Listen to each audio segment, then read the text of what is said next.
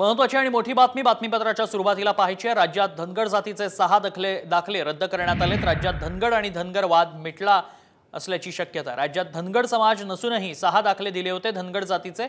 हे दाखले बोगस असल्याचा आरोप करण्यात येत होता। त्यामुळे आता हा वाद मिटला असल्याची शक्यता व्यक्त केली जाते। धनगरचे 6 दाखले यावेळी रद्द करण्यात आले। आरक्षणाच्या एसटी अंमलबजावणीची लढाई गेल्या अनेक वर्षांपासून सुरू आहे।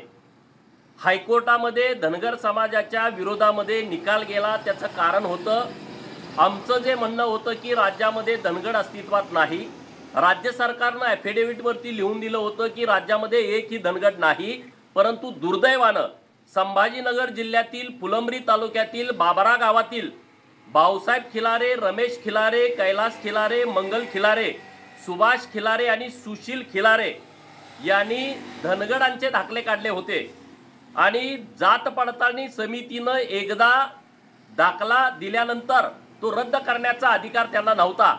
माननीय राज्याचे मुख्यमंत्री एकनाथ शिंदे साहेब, राज्याचे लोकप्रिय उपमुख्यमंत्री देवेंद्र फडणवीस साहेब यांनी निर्णय केला आणि जात पडताळणी समितीला आदेशित केलं की या जे खोटे दाखले दिलेले आहेत त्याच्यावरती तुम्ही तात्काळ निर्णय